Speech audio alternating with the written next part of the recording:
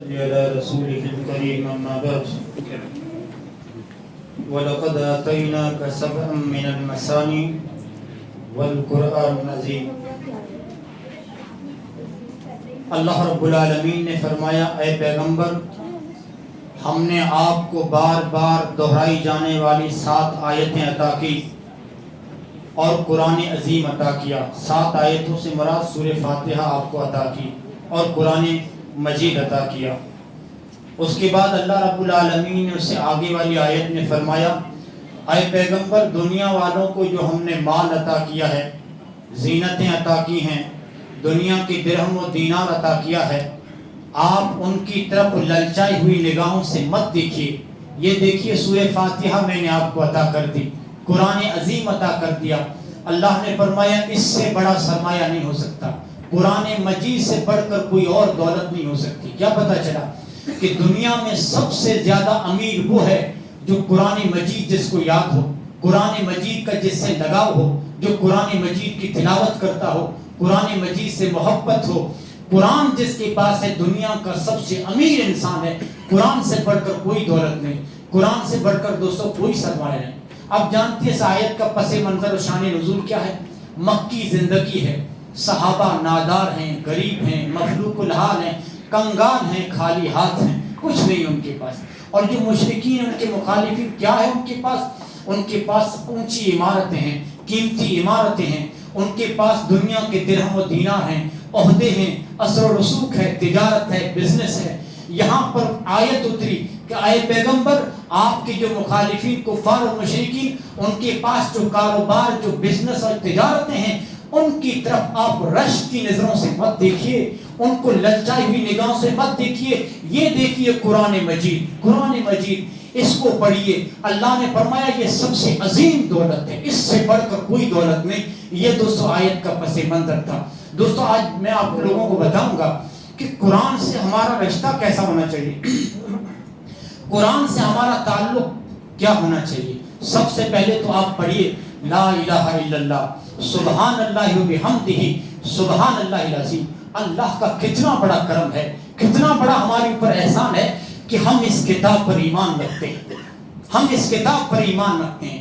ہم ایک موحد کے گھر میں پیدا ہوئے جو اس کتاب کو آخری صحیفہ اور آخری اللہ کی کتاب مانتے ہیں. الحمدللہ اللہ کا کرم ہے کہ ہمارا اس کتاب پر ایمان ہے اور ہم اس کو آخری کتاب کہتے ہیں. اس کے بعد دوستو اس کتاب کا دوسرا حق یہ ہے کہ ہم اس کی تلاوت کریں. دیکھیے رمضان کا مہینہ آتا ہے تو گھر والے کیا کہتے ہیں؟ الماری پہ جو قرآن میں گرد لگا ہوا ہے نا وہ صاف کرو، مٹی صاف کرو. اللہ اکبر. 11 مہینے پڑا رہا، 11 مہینے قرآن اتنے غافل تھے، الماری میں پڑا رہا. اب اٹھا کر اس کو کپڑے سے صاف کرتے ہیں. 11 مہینے تک پڑا رہا. یہی جو قرآن سے غافل ہے نا، ایسے لوگوں کے بارے میں محمد رسول اللہ کل قیامت کے دن کہیں گے اے اللہ میری امت نے قرآن کو چھوڑ کے رکھا تھا. ہاں یہ انسان جب تک اخبار نہ پڑھے چاہے اس کے حلق سے نیچے نہیں اترتی، لیکن قرآن مجید کی ایک آیت بھی اس کو نصیب نہیں ہوتی. اخبار کا اتنا دیوانہ ہے. قرآن مجید جو ہر علوم پر دوستو مشتمل کتاب ہے، اس قرآن کی پڑھنے کی اسے توفیق نہیں ہوتی. لیکن اخبار نہ ملے تو صاحب کا موڈ فریش نہیں ہوتا، اس کی چائے اس کے حلق سے نیچے نہیں اترتی. لوگوں قرآن مجید کو جو آپ الماریوں سے ابھی نکالے ہیں رمضان کے مہینے میں، اس قرآن کا حق یہ ہے، اس قرآن کا حق یہ ہے کہ ہم اسے دوستو 12 مہینے زندگی کا ہر دن جب اٹھیں تو اس کی تلاوت سے ہمارے دن کی شروعات ہو. جب بھی ہم رکشہ چلاتے ہیں، جب تک کوئی پیسنجر نہیں آتا، جب تک کوئی نہیں آتا تب تک قرآن رکھیں اپنے رکشہ میں، پڑھتے ہیں ترجمے والا قرآن. ہم دکان چلاتے ہیں، جب تک کوئی نہیں آتا گاہک اس وقت قرآن پڑھتے رہیں. ہاں کوئی بھی تجارت آپ کریں، کوئی بھی کاروبار کریں، قرآن چھوٹا سا ہے، چھوٹا سا قرآن جیب میں رکھیں، اس کو پڑھتے ہیں اور پھر اس کی برکتیں دیکھیے. جب آپ دن رات اٹھتے بیٹھتے قرآن پڑھیں گے اس کی تلاوت کیجئے. اس کا دوستو حق یہ ہے کہ اٹھتے بیٹھتے اور رات کو جب سوئیں تو ہمارا آخری کام یہ ہونا چاہیے کہ آپ دوستو سورہ تبارک الذی، آپ اس سورہ کو پڑھ کر سوئیں. محمد رسول اللہ صلی اللہ علیہ وسلم نے فرمایا آخر میں اس سورہ کو پڑھ کر سو. اور جو بھی اس کتاب کی دوستو تلاوت کرتا ہے بڑی بشارتیں ہیں. اللہ رب العالمین نے تعریف کی ایسے بندوں کی، الذین آتیناہم الکتاب یتلونہ حق تلاوتی، کہ جس کو میں نے یہ قرآن مجید اللہ رب العالمین نے فرمایا عطا کیا ہے، یہ قرآن دیا ہے، کما حق کہو جو لوگ اس کی تلاوت کرتے ہیں. سورہ فاطر میں اللہ رب العالمین نے فرمایا جو قرآن مجید کی تلاوت کرتے ہیں, جو نماز قائم کرتے ہیں, جن کو ہم نے مال دیا ہے رزق کے طور پر اس میں خرچ کرتے ہیں, اللہ نے فرمایا یہ ایسی تجارت کے امیدوار ہیں جس تجارت میں کبھی گھاٹا نہیں, کوئی نقصان نہیں.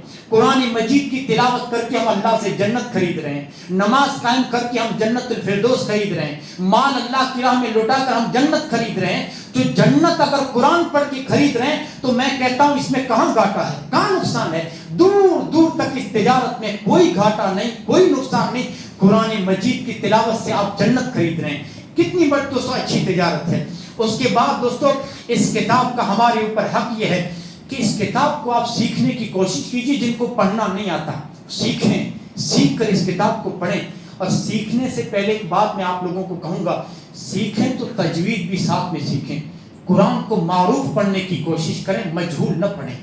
قرآن کی جو عربی زبان ہے نا, یہ عربی زبان قرآن کے جو حروف ہے نا اس کے ادا کرنے کی بھی اصول ہیں, سلیقے ہیں. ایک الگ ہی لہجہ ہے قرآن پڑھنے کا عربی زبان کا, اس کو کہتے ہیں تجوید. تجوید کے ساتھ جب آپ قرآن پڑھیں گے نا تو سننے والے کو بڑا اچھا لگے گا کہ کتنی بہترین تجوید کے ساتھ قرآن پڑھتا ہے.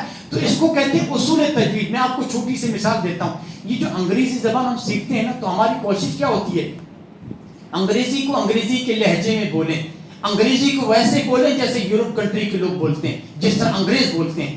اگر ہم انگریزی کو اپنے ملک ہندوستان کے لہجے میں بولیں تو لوگ عیب سمجھتے ہیں, اس کو انگریزی نہیں آتی, اس کو انگریزی نہیں آتی. جب تک دنیا کی زبانوں کو اس کے لہجے میں نہ بولا جائے دنیا نہیں مانتی کہ اس کو زبان آتی ہے. لوگوں یہ وہ کتاب ہے, آخرت میں ہماری نجات کا دار و مدار اسی کتاب پر ہے. ارے اس کے اصول سیکھو, کس طرح الف اور عین میں فرق کیسے کریں گے, ہاں سین اور صاد میں فرق کیسے کرنا ہے, را اور زا میں فرق کیسے کرنا ہے, زا اور زال میں فرق کیسے کرنا ہے, اسی کو تجوید کہتے ہیں. اسی تجوید کو آپ نہیں سیکھیں گے دوستو, قرآن کو آپ پڑھیں گے لیکن سامنے والے کو مزہ نہیں آئے گا. اسے لگے گا کہ قرآن تو پڑھ رہا ہے لیکن مجہول انداز میں پڑھ رہا ہے, قرآن کا حق ادا نہیں کر رہا ہے. اللہ رب العالمین نے جب قرآن کو اتارا, اسی لیے محمد رسول اللہ صلی اللہ علیہ وسلم نے فرمایا جو تجوید کے اور اچھے لہجے کے ساتھ پڑھتا ہے نا تو اللہ کان لگاتا ہے, اللہ کو اس کی آواز بڑی بہترین اور پیاری لگتی ہے. اسی لیے دوستو اس کو تجوید کے ساتھ پڑھیں. اچھا آپ نے تجوید کے ساتھ دوستو دیکھیے کوئی مشکل کام نہیں ہے, تھوڑی سی محنت ہو انشاءاللہ آپ لوگ سیکھ جائیں گے. اچھا آپ قرآن مجید کی تلاوت اچھے انداز میں کر رہے ہیں, آپ نے پڑھا بسم اللہ الرحمن الرحیم الحمدللہ رب العالمین, ایک آیت پڑھی, رک جائیے یہاں پر. اب آپ دیکھیے کہ اس آیت کا ترجمہ کیا ہے. اللہ نے اس آیت میں کیا کہا ہے کہ تمام تعریفیں اس رب العالمین کی جو تمام جہانوں کا رب ہے, تعریفیں اس رب العالمین کی جو تمام جہانوں کا رب ہے. اچھا اب آپ اس کی تفسیر میں آئیے. مفسرین نے بہترین تفسیر کی ہے اس آیت کے ضمن میں کہ جہان کا مطلب کیا ہے. اس میں آپ کو بہت ساری حدیثیں ملیں گی. اس کے بعد اس آیت کی تفسیر اور ترجمہ سمجھنے کے بعد اب آگے بڑھیے. الرحمن الرحیم, وہ اللہ رب العالمین معاف کرنے والا بڑا مہربان ہے. اب رحمان اور رحیم کے ضمن میں بہت ساری حدیثیں ملیں گی جب آپ تفسیر پڑھیں گے. مالک یوم الدین, وہ اللہ قیامت کے دن کا مالک ہے. اس کی آپ تفسیر اور ترجمہ پڑھیے. ہاں جہاں پر آپ کو تفسیر اور ترجمہ سمجھ میں نہیں آتا امام صاحب کے پاس آئیے, عالم کے پاس آئیے, وہ آپ کو سمجھا دے گا. لیکن واللہ کہتا ہوں قرآن اتنا آسان ہے کہ آپ کو کسی کے پاس جانے کی ضرورت نہیں پڑے گی. جہاں ترجمہ سمجھ میں نہیں آگا مفسرین نے اور آسان کر دیا, تفسیر کر کے اس کے لیے آپ کا ترجمہ اور آسان کر دیا. ترجمے کے ساتھ پڑھیے. یاد رکھیے علامہ ابن قیم کیا کہتے ہیں معلوم ہے کہ قرآن مجید کی ایک آیت کو سمجھ کر پڑھنا یہ بہتر ہے کہ بغیر سمجھے پورا قرآن انسان ختم کر ڈالے. علامہ ابن قیم کہتے ہیں کہ ایک آیت کو الحمدللہ رب, اس کو سمجھ کر جس نے پڑھ لیا پورا دل لگ جائے. آپ جانتے ہیں مالک یوم الدین تک ہم نے 4 مہینے دوستو ان آیتوں کو پڑھا, اس کی تفسیر کو. قرآن مجید کی جو آیتیں ہیں نا اس کا مفہوم اتنا گہرا ہے سمندر سے بھی زیادہ, اس کے معنی اتنے گہرے ہیں کہ ہم نے مالک یوم الدین تک صرف 4 مہینے تک اس کی تفسیر ہم پڑھتے رہے مدرسے کے اندر. 4 مہینے تک. ہاں کتنا گہرا ہے دوستو قرآن مجید. تو آپ علامہ ابن قیم کہتے ہیں ایک آیت جس نے پڑھی سمجھ کر وہ بہتر ہے اس سے جس نے بغیر سمجھے پورا سورہ فاتحہ سے ناس تک پورا پڑھ ڈالا. ایک آیت میں گرچہ 3 دن لگ جائیں 10 دن لگ جائیں اس آیت پر غور و فکر کیجیے. یاد رکھیے آج ہم جو قرآن کی عقیدے سے دور ہیں، کیوں دور ہیں؟ کیونکہ قرآن کے ترجمے سے دور ہیں۔ آج ہم قرآن کی معاشرت اور قرآن کی تہذیب، اس کے کلچر سے دور ہیں۔ کیوں دور ہیں؟ کہ ہم قرآن کے ترجمے سے دور ہیں۔ جب قرآن کا ترجمہ پڑھیں گے تو قرآن کا اخلاق آئے گا، قرآن کی تہذیب آپ کے اندر آئے گی، قرآن کا عقیدہ آپ کے اندر آئے گا۔ واللہ کہتا ہوں جب پڑھیں گے تو قرآن کی ساری خصوصیات آپ کے اندر آئیں گی۔ آج ہم نے کیا بنا رکھا ہے؟ جب ہم اس کو سمجھتے نہیں تو ہم نے مردوں کی کتاب بنا ڈالا اس کو۔ زندوں کے لیے آئی تھی، زندوں کے لیے آئی تھی کہ زندہ لوگ پڑھیں، ہدایت پائیں، عروج حاصل کریں، لیکن نہیں، ہم نے اس کو مردوں کی کتاب۔ روح نہیں نکل رہی ہے؟ ارے حافظ جی آئیے سورہ یاسین پڑھیے، حافظ جی آئیے سورہ یاسین پڑھیے۔